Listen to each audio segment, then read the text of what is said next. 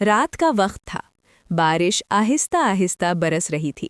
घर के अंदर खामोशी छाई हुई थी और इस खामोशी को तोड़ रही थी सिर्फ एक आवाज़, खांसी की। एक कमज़ोर, थकी हुई, बीमार माँ की खांसी। अम्मी, पानी ले आओ। छोटा सा अहमद अपनी माँ के पास बैठा था। उसकी आंखों में खौफ भी था और मोहब्बत भी।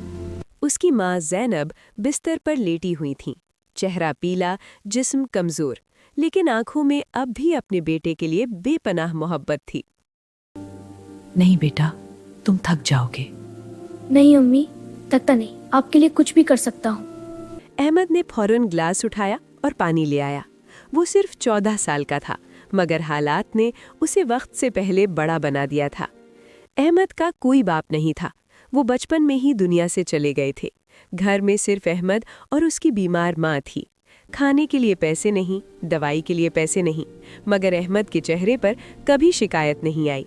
वो सुबह स्कूल जाता और शाम को लोगों के घरों में छोटे मोटे काम करता, सिर्फ इसलिए कि अपनी माँ के लिए दवाई ला सके। एक दिन अहमद काम मांगने के लिए एक बड़े घर गया।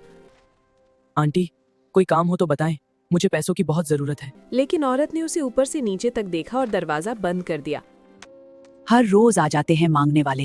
अहमद की आंखों में आंसू आ गए, मगर वो खामोशी से वापस लौट आया, क्योंकि उसे पता था अगर वो टूट गया तो उसकी माँ का क्या होगा।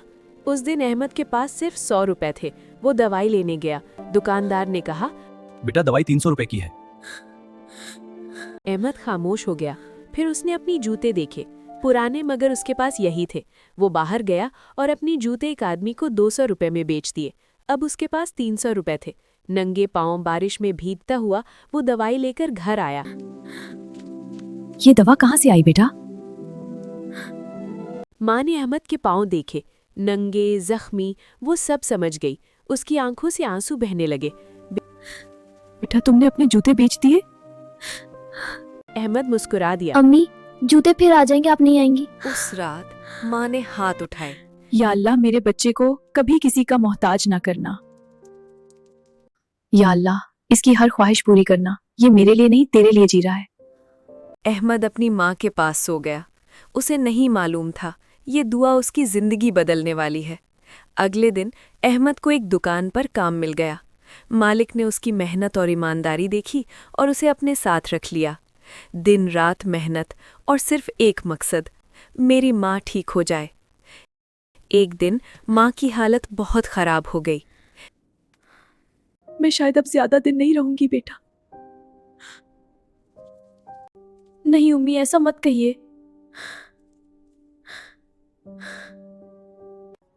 सुनो, मेरी एक बात याद रखना, हमेशा सच बोलना, कभी किसी का दिल ना दिखाना। अम्मी, मुझे छोड़कर ना जाएं। मैं कहीं नहीं जा रही, मैं हमेशा तुम्हारे दिल में रहूंगी। और फिर खामोशी छा गई। घर वही था, लेकिन अब खाली था। न वो आवाज, न वो दुआ। अहमद अकेला रह गया था, मगर उसने हिम्मत नहीं हारी, क्योंकि उसे अपनी माँ की बात याद थी। साल गुजर गए। वही अहमद अब एक कामयाब इंसान बन चुका था।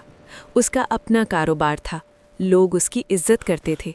लेकिन वो हर जुम्मा अपनी माँ की कब्र पर जाता, बैठता और कहता, अम्मी, आपकी दुआ कबूल हो गई। मैं आज भी वही अहमद हूँ जो आपके लिए जूते बेच आया था।